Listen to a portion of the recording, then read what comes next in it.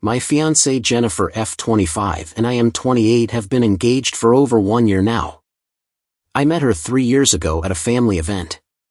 It was my grandmother's birthday, and she instructed everyone to invite as many people as they knew. She wanted to have a big celebration with lots of guests to mark her ADH birthday. My grandparents are very wealthy. In fact, I think you could say they're extremely successful. They own a jewelry company that I'm not going to name for personal reasons, but it's doing really well. One of the reasons for their success is their ability to say no. They are thrifty people who stick to a budget, even though they are wealthy. My parents work at their company too, and are almost as wealthy as them. I'm not trying to show off how rich my family is. This is an important part of my experience with my fiancé. Money was a big part of my experience with my fiancé. A few days before my grandmother's birthday, she told all her grandchildren to bring at least 5 people to her party. My grandmother has 12 grandchildren, so you can imagine how many people were there. This list doesn't include her children's guests. My grandma's birthday party was like a mini carnival. There were over 300 people there. It was a party that made a big impact on my life. My siblings and I dressed up because we didn't want to disappoint her by looking unpresentable. We liked parties, but we just didn't. I never thought our grandma would throw a party that was so youthful. I didn't look forward to it and honestly thought it would bore me to sleep, but I was wrong. I still remember how shocked I was when I walked into the hall.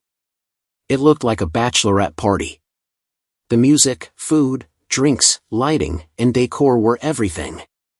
My grandma had great taste. I thought she was going to be stingy on her 80th birthday, but she surprised me. There were so many people there that I saw some of my teachers from high school. It was a great night. I decided to mingle with my age group since I was bored of laughing with Granny. My brother Darius asked me to come meet some of his college friends. Darius is just a year older than me. I was in my 3rd year of college while he was in his last. We attended different colleges. It was nice to meet his friends. That was when I met Jennifer. She stood behind her friends looking a little shy and only spoke when she was spoken to. I could tell she was very beautiful. She had delicate features and a calm demeanor that made me drawn to her. Back then I'd had my fair share of girlfriends and dated different women before, but I felt quite drawn to Jennifer. I remember staring at her for a very long time, but she didn't even notice me. One by one, I said hello to my brother's friends, and then I got to her. I asked her what her name was, and that's when she looked up. I met her gaze and she looked confused. She even turned around to see if I was talking to someone else. When I made no move to leave, she told me her name. I tried making conversation with her, but Jennifer was determined to ignore me. You know that saying, men like to chase? Well, in my case it was true. The more she ignored me, the more I wanted to know more about her. I was really interested in finding out more about her. I wasn't even paying attention to the party anymore. I was more interested in the innocent petite lady who was determined to ignore my existence. Innocent, my foot. Darius noticed what I was doing and pulled me to the side that night. My brother and I are very close, so he could tell that I was attracted to her. So I asked him if he was friends with her. He said no, and explained that she was a transfer student who'd just come to the college. I was quite surprised that she'd transferred in her last year of college. Darius said they didn't speak much, since she's always reserved. The only reason he'd invited her was because she was friends with his girlfriend. Darius could already tell I liked her, so he advised me not to force her into speaking to me. I didn't have a problem with that. I figured that if she wanted to speak to me, she would on her own terms. That night I gave Jennifer her space, and I enjoyed the party and forgot about Jennifer. I had so much fun that I didn't think about the girl that grabbed my attention anymore. My grandma later called all her grandchildren for a toast during the party. We grabbed our glasses of wine and joined her on the stage. It was a nice moment because even though the woman is stingy, she loves her grandchildren. When the night came to an end, it was time to escort the guests out and give them their parting gift. I remember seeing Jennifer whisper something to her friend before pointing at me. They seemed to be in a serious conversation. I didn't think about it much back then. But now I understand what that conversation was all about. Right after their conversation, Jennifer walked over to me and stood right in front of me. She had a friendly smile on her face as she complimented the party and our hosting skills. I can still remember how shocked and confused I was when she did that. Just a couple of hours before, she ignored my existence. Why did she suddenly feel the need to come up to me and start a conversation? That was the question that ran through my mind at that moment. I'm a straight talker and I always feel the need to express how I feel. Then that night I asked her why she suddenly came up to me to start a conversation. I asked her straight out. She laughed it off and said she needed time to get used to the environment before she could respond. I believed her right away and was back to crushing on her. We spoke for a while before my grandma called for me. I only realized that I forgot to ask for her number when I went to bed that night. I can still recall how annoyed and disappointed I was when I got into my room. I missed the chance to ask for her number when I had the perfect opportunity. 2 weeks after that day, something unusual happened. I got a Facebook friend request from Jennifer. I know how that sounds. I should have been relieved that I had a way to contact her, but I wasn't. It felt strange to me because my Facebook timeline had no real information about me. I used a different name, a picture of a car, and just randomly posted anime. I had no friends on Facebook, not even my own brother could tell it was my account. I wasn't really into social media, so I just wanted an account where I could post anonymously. So when I got the friend request from Jennifer, I had to double take. It felt quite mysterious. I spent a few minutes thinking about it before I finally accepted the friend request. What was even stranger was that she sent me a message addressing me by my real name. Hi Ryan. I thought it was a bit strange, but after a while I decided to ignore it. I told myself I should be grateful that I didn't have to go through the hassle of looking for her contact. I could have asked Darius to get Jennifer's number from his girlfriend, but we had a kind of unspoken rule where we wouldn't help each other out with dating. We all felt like we didn't want to be responsible if things didn't work out. Well, mine didn't work out, actually, from chatting on Facebook. We spent all night on Facebook, calling each other often. We went on friendly dates to get ice cream and sometimes we'd go jogging together. I liked Jennifer a lot and so I tried my best to see her every day, even though I was busy. She was great. She was extremely nice to my friends and family. She even offered to help my grandma with baking, which was a big deal for my grandma. Jennifer was the perfect girlfriend, caring and loving. I fell in love with her all over again every time we met. There were no red flags at all. I promise you, as time went on, I knew I was head over heels for her before I even met her. I was in college and just wanted to have fun and explore. But Jennifer made me fall deeply for her. I was so in love that the thought of being with another woman disgusted me. 1 year later she graduated from I was in my final year at college when Jennifer told me she was worried about moving too far away for her internship. I asked my grandpa to help her out and he arranged for her to do her internship at the jewelry store. My grandpa was very supportive of Jennifer. A few months later I started to notice some changes in Jennifer. She would randomly accuse me of cheating for no reason at all. At first I found it cute because I liked the idea of her getting jealous, but it became annoying over time. She would stop picking my calls and she just disappeared for weeks. I gave her the space she needed and never tried to go see her at the jewelry store. My grandparents were very strict about work, so I let her be. I didn't want to be the reason she didn't get a good review. My grandparents are extremely strict. Jennifer took my good intentions. She took my generosity for granted and started creating random problems in our relationship. Sometimes she would ask me to send her money so she could buy a new dress and go to dinner with me. After sending the money, Jennifer would switch off her phone and ghost me completely. The fact that I loved her very much made me oblivious to her emotional blackmail. I was raised to be a gentleman, so anytime she cried and accused me of not understanding her, I would feel guilty and try to I tried to make it up to her. I felt like I was the one making the relationship difficult. 6 months later, Jennifer was back to her normal self and we were happy again. I also graduated from college and began my internship at a hospital in town. I'll leave the name out for personal reasons. I also had a side job that brought in money. 6 months later, I proposed to Jennifer. Many people thought I moved too fast, but I honestly didn't care at that time. We'd known each other for 2 years, but it felt like forever because we saw each other almost every single day. I was just 27 and she was 24, but we were ready to commit on that level. I didn't really plan on getting married soon after our engagement because we still had our careers to pursue. The engagement was the beginning of my problems with Jennifer. The innocent, calm and delicate girl I fell in love with became this rude, conceited and violent person. She'd curse at me, ignore my siblings when she came over and even roll her eyes at my parents when they tried to correct her. My family could tell that I was slowly regretting my decision and they didn't want that to happen. I'm a very intentional man. I was raised to be mature and thoughtful. The reason I was so drawn to Jennifer was never solely because of her beauty. I was drawn to her personality. 3 months later, I started to pull back from the relationship. I stopped texting her regularly and even stopped seeing her altogether. She was still my fiancé, but we didn't even hold hands. Jennifer seemed to like development and she carried on with her life during those months.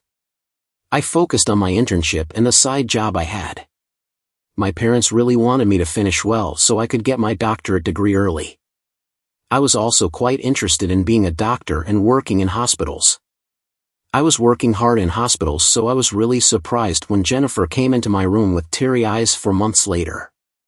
I hadn't seen her in a while because we'd lost contact. I even forgot she was my fiancé. Jennifer told me she needed my help and I knew she was hurt, so I asked. Jennifer told me her brother Greg was really sick and needed urgent medical attention. I was confused, but I didn't have time to think about it. I remember grabbing my car keys and asking her to take me to the hospital where he was being treated. When I got to the hospital, I let Jennifer lead me to where he was being treated. The guy on the hospital bed looked quite sick and weak. As a doctor, I asked her if he had gotten the tests were done and Jennifer said the doctors would give us the results that day. Greg looked too weak for what Jennifer said was a fever. I wanted to know what was wrong with him, so Jennifer and I waited patiently for the doctor's results. I even paid the bills and bought them food. I also gave Jennifer some money to keep in case they needed anything. I still saw him as my brother. I was thinking of ending things with Jennifer later that evening, but the doctor arrived with the test results.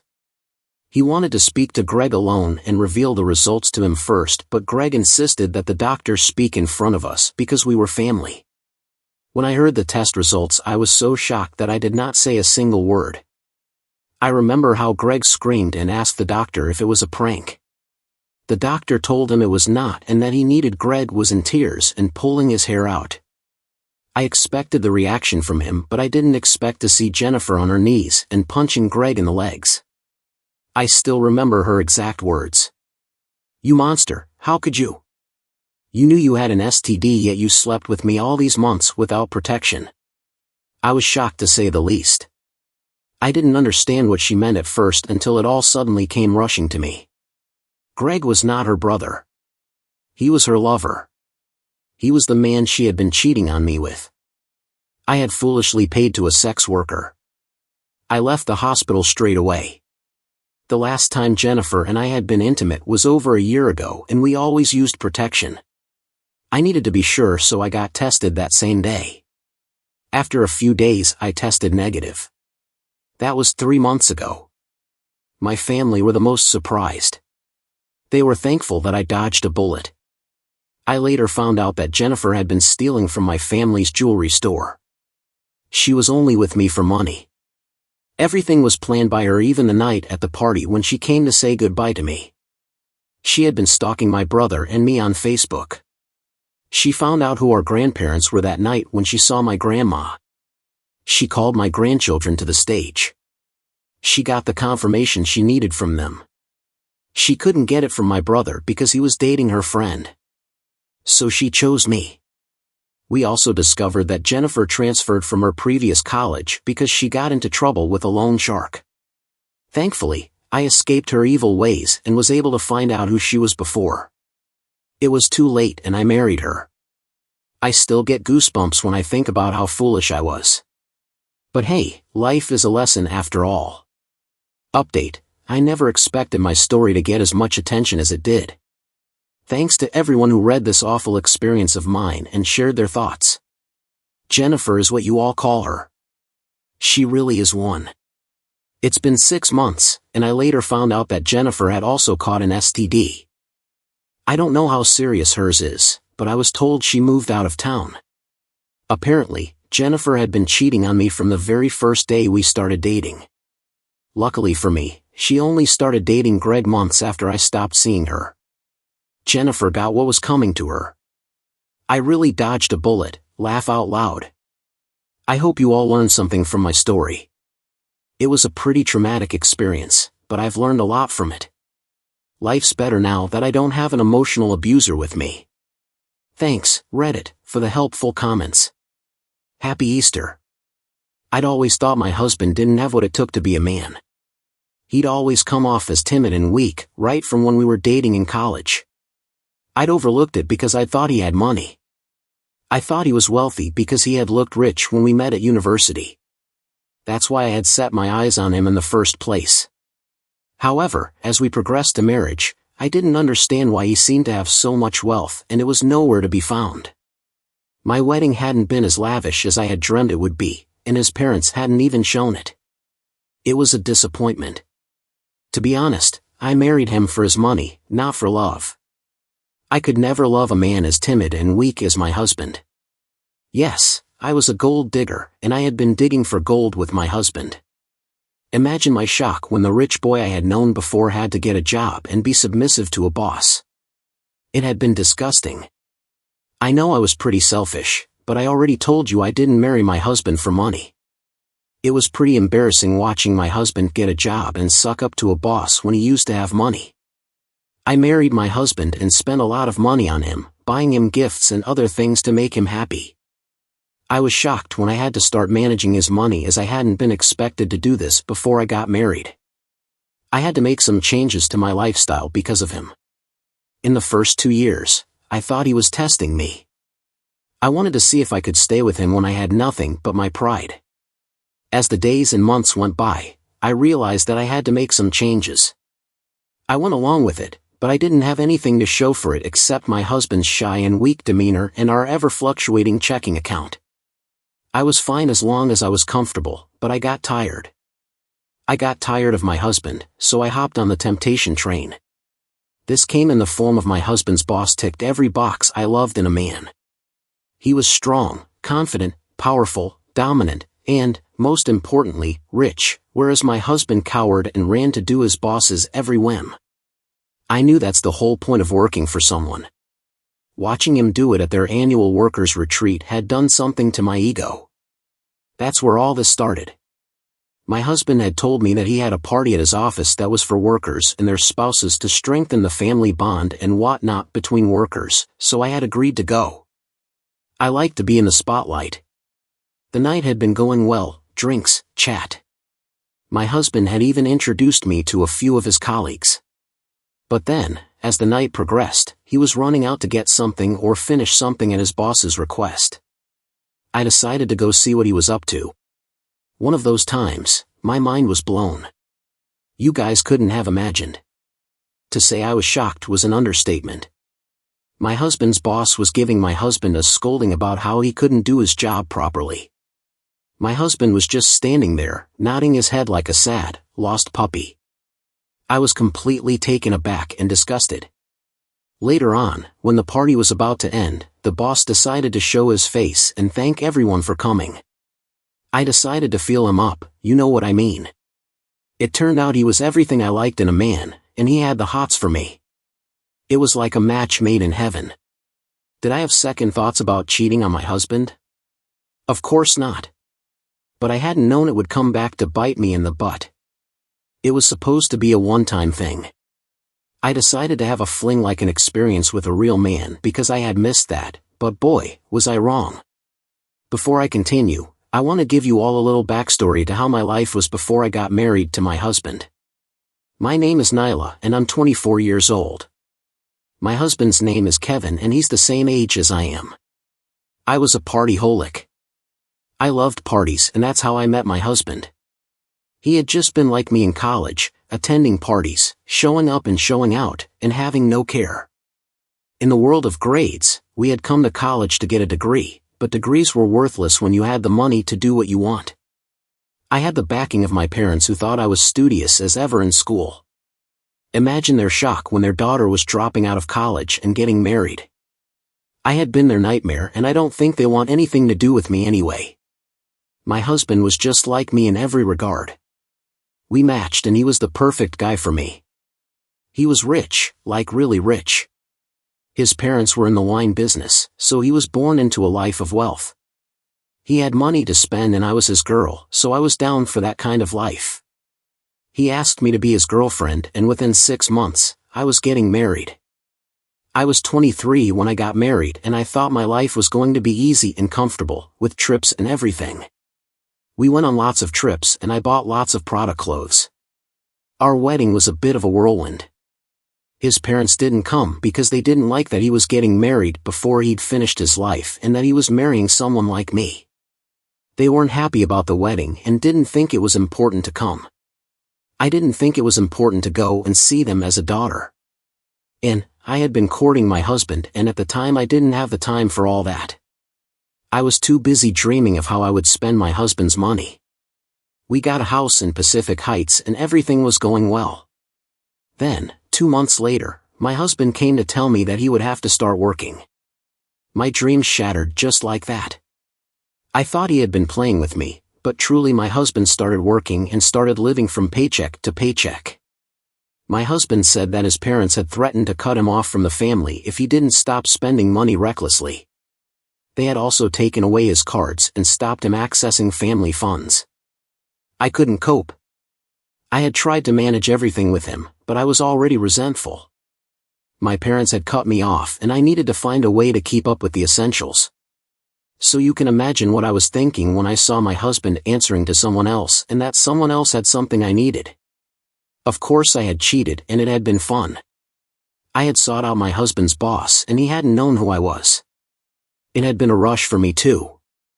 Some of you can't relate and I'm not going to apologize for how I. As I said, I went to see my husband's boss one evening after work. I kept seeing him while my husband was there. Did I think I'd get caught? I like to think I was a clever person, so I didn't think I'd get caught. I wasn't scared of that. I wasn't planning on leaving my husband. My husband was nowhere near as good as my boss and he didn't provide for me at all. Did you know he even had the nerve to tell me to cut back on my spending? He had no right to tell me what to do. I wasn't scared of getting caught and I had always been careful of my surroundings when I was around my husband's boss. My phone was always off and in my bag.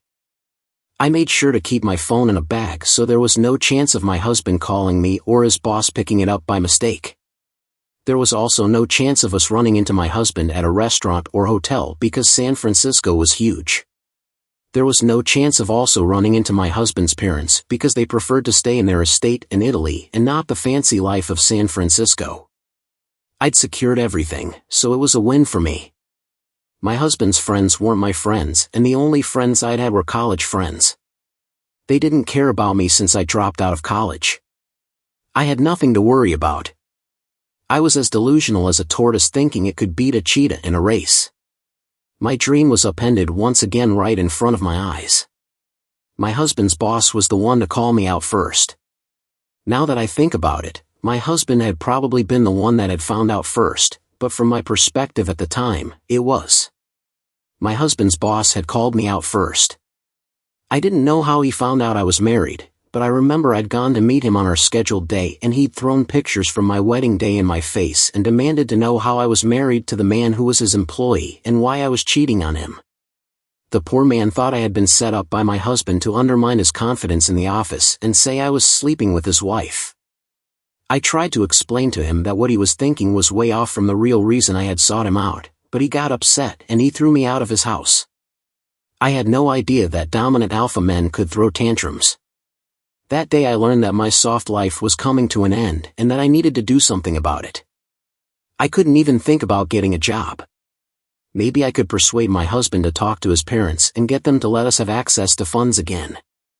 I thought I could persuade my husband to talk to his parents and get his cards working again.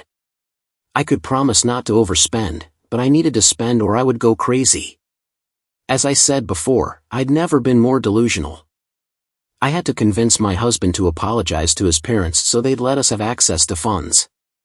I walked into the house and saw my husband screaming and almost tearing his hair out. I knew I was in trouble when he looked at me with red eyes and screamed that he'd found out. Well, the screaming and the scattered pictures of me going into different hotels and restaurants. My husband asked me why and I didn't know what to say. I'm usually not the quiet one, but I couldn't find the words to answer his question. I had nothing and he had left. My husband came back a week later and everything went back to normal. He didn't ask me any questions about it. I thought about apologizing, but I knew a real man wouldn't want that, so I didn't say anything. Everything went back to normal. He was talking to me and asking me questions, but he hadn't asked the most important one, why I had cheated on him.